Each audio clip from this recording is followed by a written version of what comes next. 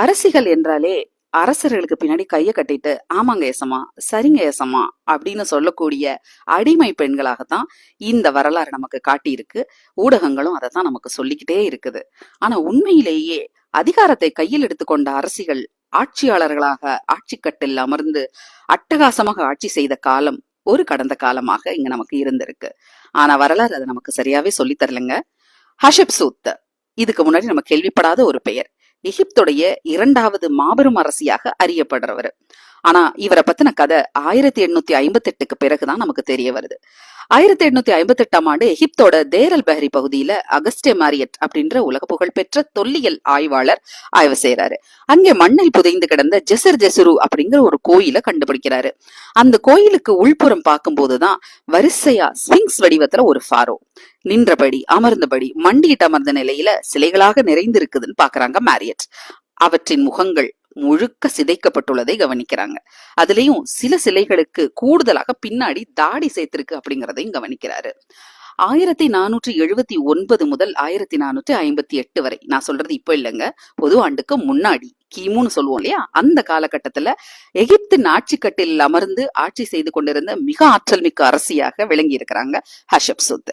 எந்த அளவுக்கு அப்படின்னா அவங்க பயன்படுத்துறதுக்கு நறுமண பொருள்களை கூட பண்ட் அப்படிங்கிற ஒரு நாட்டுக்கு கப்பல்களை அனுப்பி அங்கிருந்து கொண்டு வர செய்து அதை பூசி பயன்படுத்தி இருக்காங்க அப்படிங்கறத வரலாற்று தரவுகள் நமக்கு இன்னைக்கு சொல்லுது.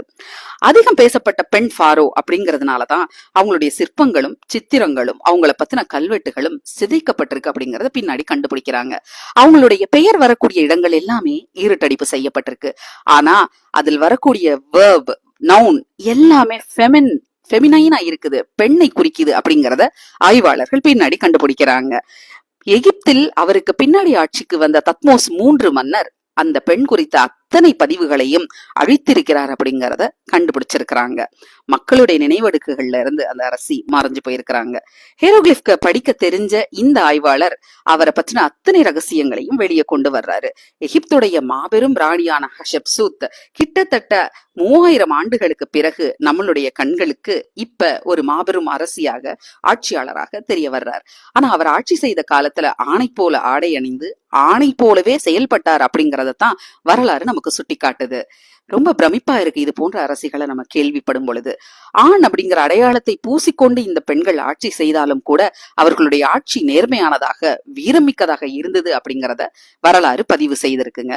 அரசிகள் என்றாலே ரப்பர் ஸ்டாம்ப் இல்லைங்க, உண்மையிலேயே ஆட்சி கட்டில் அமர்ந்து ஆட்சி செலுத்திய ஆற்றல் மிக்க பெண்கள் அரசிகள்.